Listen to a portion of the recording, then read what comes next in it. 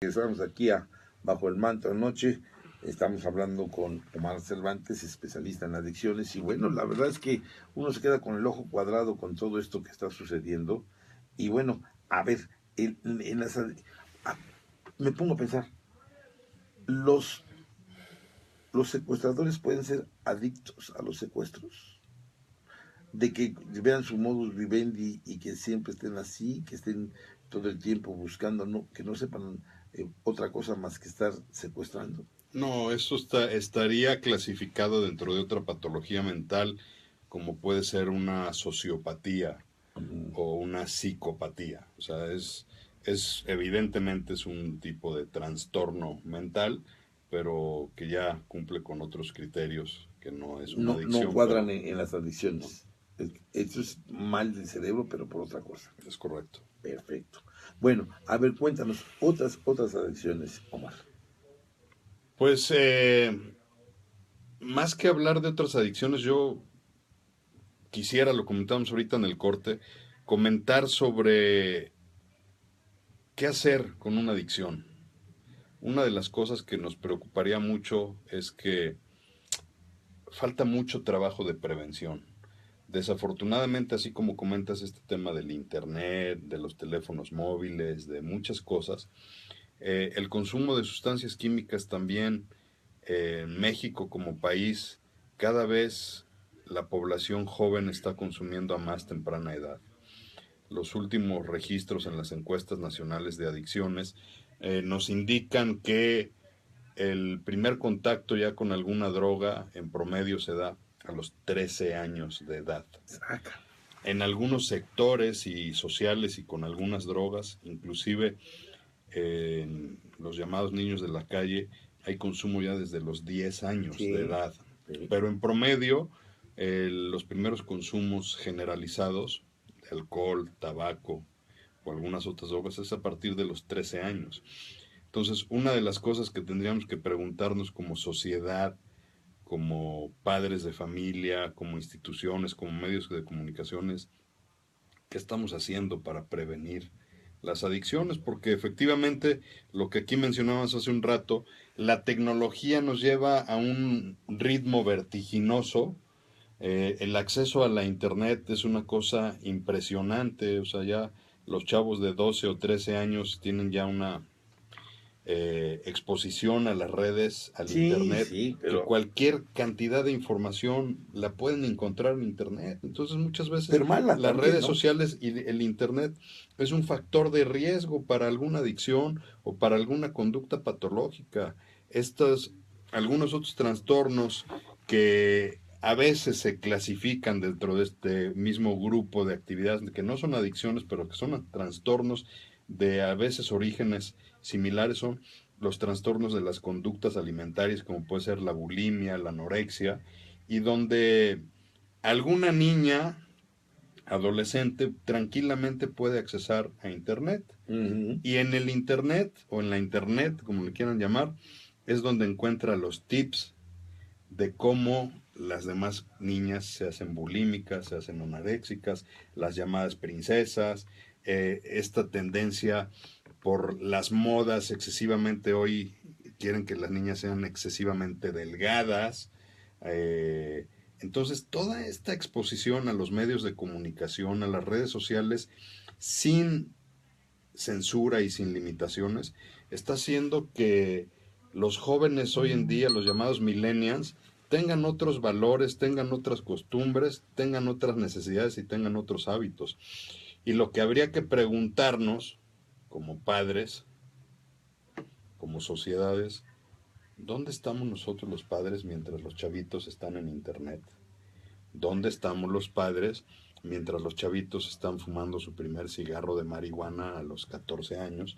Y ahora con esta tendencia del debate público de la despenalización o no despenalización de la marihuana, ¿qué estamos haciendo como sociedad? Porque no solamente es un debate público de estar a favor o en contra del uso lúdico o del uso recreativo o a favor o en contra del uso medicinal. ¿Qué estamos haciendo por el consumo generalizado? Al consultorio llegan cada vez, y se los dice un especialista, chavos muy jóvenes ya no con un problema de alcohol, como pudiera haber sido en tu época o en la mía. Sí. Llegan ya jóvenes de menos de 20 años, policonsumidores, con la canasta básica. Alcohol, marihuana, cocaína y alguna otra sustancia. Y entonces, ¿qué estamos haciendo nosotros para prevenir, para evitar que esto se propague? Y ya cuando está, ¿qué estamos haciendo como sociedad para atender el problema tan creciente? Porque es un problema de salud pública. Desde luego. Yo decía hace mucho tiempo que México era un lugar nomás de paso de la droga. Iba directamente ¿cómo se llama? De Guatemala, por decirte, y pasaba todo esto hasta llegar a Estados Unidos y punto. Con el tiempo se volvió un problema porque ahora ya no somos un lugar, un país de paso, sino somos un país consumidor ya de drogas, que eso es lo peor, y la juventud. Pero tú decías, ¿qué estamos haciendo? Bueno, los padres también, obviamente que por el trabajo, las parejas están totalmente trabajando en aras, que yo también ahí te lo preguntaría, en aras de qué, porque con la situación de que estás trabajando y la pareja trabaja, los hijos se quedan muy sueltos se quedan los hijos, y muchas veces al quedarse tan sueltos, ¿quién los maneja? ¿Quién les dice? La pornografía, hoy en día hay adictos a la pornografía. ¿Quién te dice cómo no en la computadora cuando tú no estás, qué es lo que están viendo tus hijos? Por pornografía pura. Y además, aparte, los celulares tienen toda la capacidad para que tú puedas ver toda la pornografía que quieras, y explícita. Desgraciadamente, mucho más que explícita. Y entonces dices, tú preguntabas, ¿dónde quedan los padres? Pues yo digo que trabajando, ¿no? Los valores que les inculcas, pues pueden ser muy buenos cuando los tienes todavía hasta la primaria o hasta el primero, segundo, secundaria, pero de ahí en adelante, perdóname, pero se vuelven tipos que hay unas personas que se están cortando. El famoso cutting. El cutting. Que es otra actividad que también va Sí, muy ahorita ligada me hoy con acordé de esto. los jóvenes que Sí. practican adicciones o algún trastorno de la conducta alimentaria, que también van acompañados mucho del cutting. Y efectivamente, me queda claro que hoy el desarrollo social y económico del país en el que vivimos implica que madre y padre están trabajando y se están en el sector productivo. Sin embargo, la prevención se hace justamente desde la niñez. En la niñez es donde hay que dotarlos de herramientas para la vida, hay que dotarlos de seguridad de su autoestima, hay que informar, hay que educar, hay que prevenir, hay que darles asertividad en su expresión emocional. Hay talleres de manejo emocional ya desde muy chavitos, porque finalmente muchas de las causas del consumo patológico de alguna sustancia o de alguna conducta patológica tiene que ver porque hay una autoestima deficiente, porque hay problemas emocionales, porque hay lo que hoy le llaman una inteligencia emocional pobre, porque hay disfuncionalidad en los hogares, porque hay muchos factores de riesgo. La familia. Entonces, lo que tenemos mucho que hacer es fortalecer los factores de protección. ¿Y cuáles son los factores de protección? Dotar de asertividad en sus relaciones, en la comunicación, ayudarles a encontrar sus expresiones emocionales, ayudarles a establecer relaciones sanas, enseñarles el ir ganando metas a través de la educación académica, la realización de actividades culturales, deportivas, artísticas.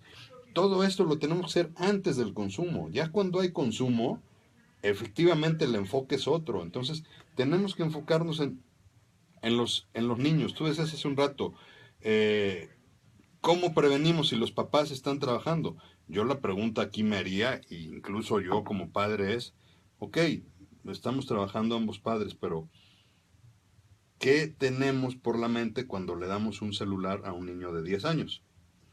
No, pues sí. O sea, cuando tú y yo, como lo decías hace un rato, crecimos, pues nomás había televisión y radio. Sí. Y Y el aún teléfono así, en la casa nomás. y aún así nos ponían reglas, Claro. límites para usar la tele, de tal a tal hora. Sí. Y no puedes ver si no te dormiste y si no hiciste la tarea y tal. Claro. Y en radio nomás puedes escuchar esto. Y a pesar de que a veces también los padres y las madres trabajaban, ahora no, ahora pensamos que el celular es el que los va a educar, que el internet es el que los va a educar, que la televisión es el que los va a educar. Entonces lo más fácil es tener un hijo y decirle, entretente.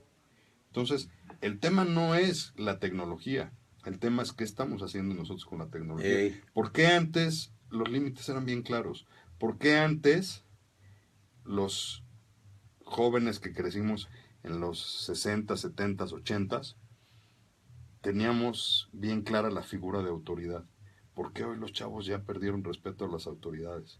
¿Por qué los chavos hoy tienen otra mentalidad? Son retadores, desafiantes. Porque no ha habido límites, porque les damos todo en la preocupación de que pues, yo tengo que trabajar, te doy un teléfono, pero no te pongo reglas para el uso del teléfono. Y Sí, eso entonces es lo malo. no te pongo pues horarios, saldos, passwords. Y entonces efectivamente pues estás diciendo, aquí está tu entrada a la pornografía, tu entrada a las redes sociales y a todo lo que quieras hacer. Entonces habría que reforzar desde la infancia primaria, que es lo que estamos haciendo. Habría que dar pláticas en los colegios, preparar a los maestros sobre el riesgo de las adicciones, preparar a los padres de familia sobre el riesgo de las adicciones, preparar a los patronos, a los gerentes medios, a los jefes de los riesgos de las adicciones en el sector industrial. Claro. Pero para eso pues, tenemos que tenerle miedo a hablar del tema, como ahorita lo estamos haciendo así, abiertamente. Pues es que hay que decirlo abiertamente porque esto existe. Y si no lo hablas abiertamente, lo que va a suceder es que simple y sencillamente ahí se va a quedar.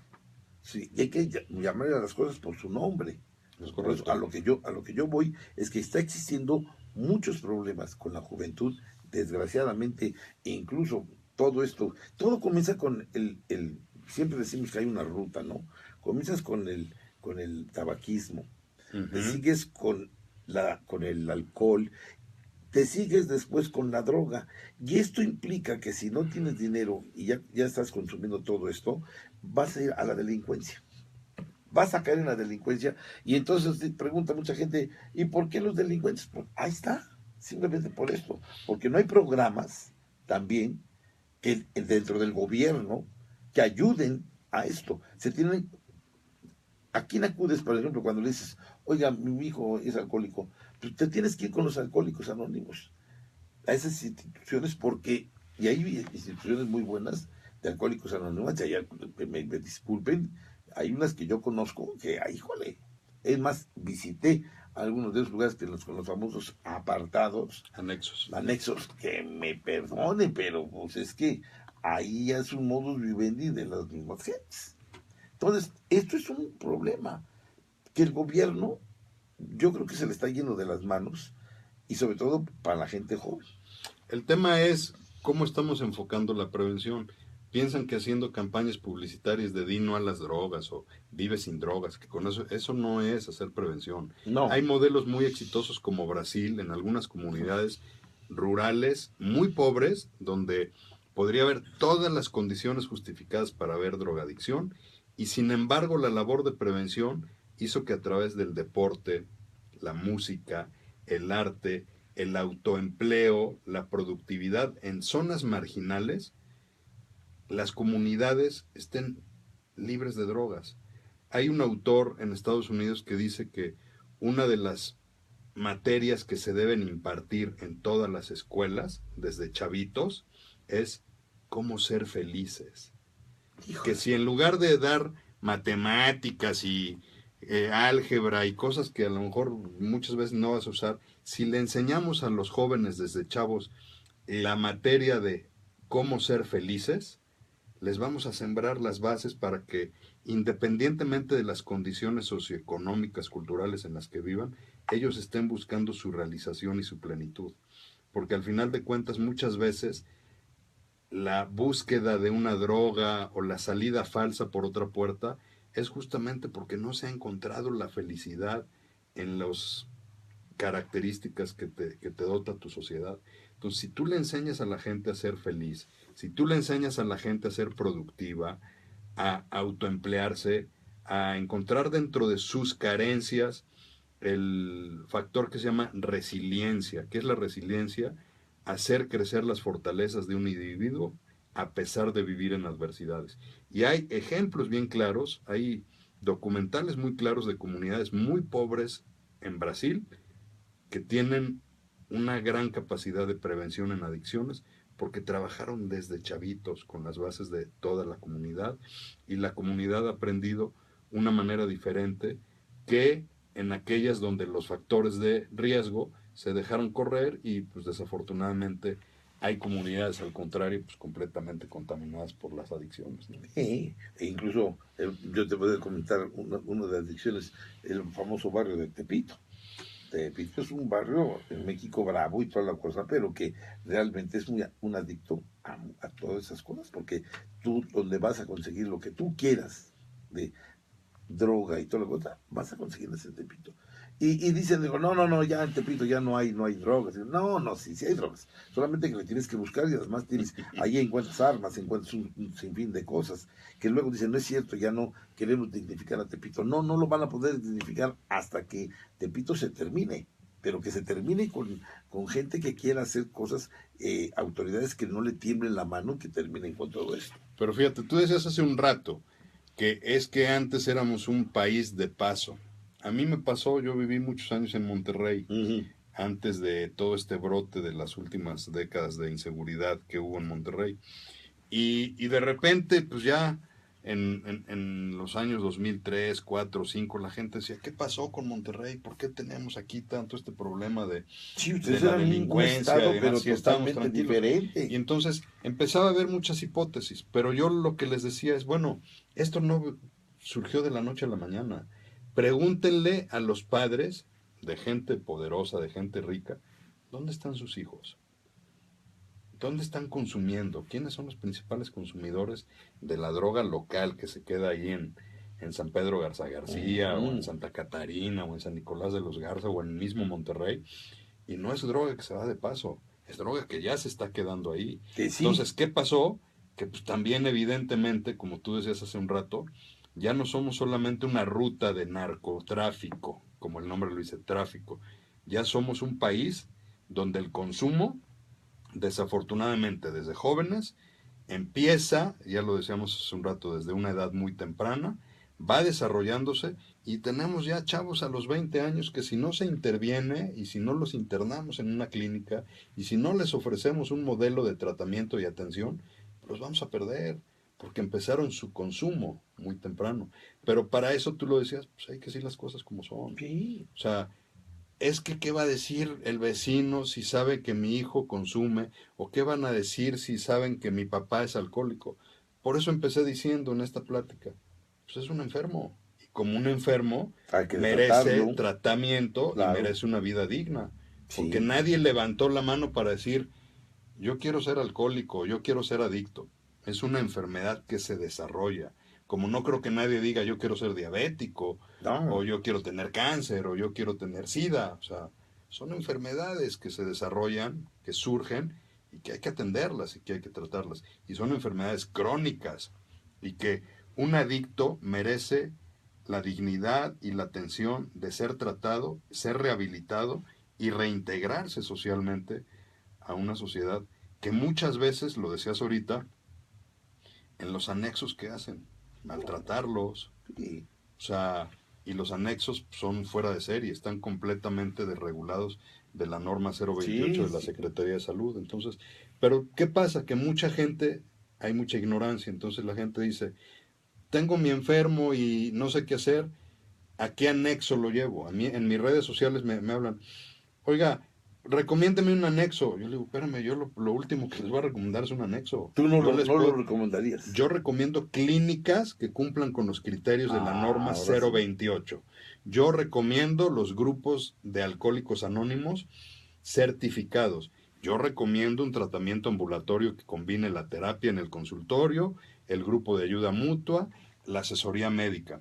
Pero todo con información. Desafortunadamente hay mucha desinformación y entonces la gente piensa que llevándole un anexo, ahí se van a hacer cargo de su hijo o de su familiar. Sí, Y eso lo único que hacen es, los obligan a dejar de consumir, pero cuando salen resentidos con la familia que los encerró, con el grupo que los maltrató y por supuesto tienen más ganas de seguir consumiendo, entonces no se van a recuperar, al contrario, salen peor de un anexo. Lo mismo que pasa con los centros de rehabilitación, los famosos cerezos, que dicen que van a arreglar a las personas que están ahí y resulta que adentro les dan unas clases más de lo que es el ser ampones y aparte mismo ahí están trabajando para los secuestros y con los teléfonos ahí, ahí hacen su negocio también ellos. Cuando salen, no salen rehabilitados, eso es una realidad, no salen rehabilitados, salen hasta más activos para buscar cosas,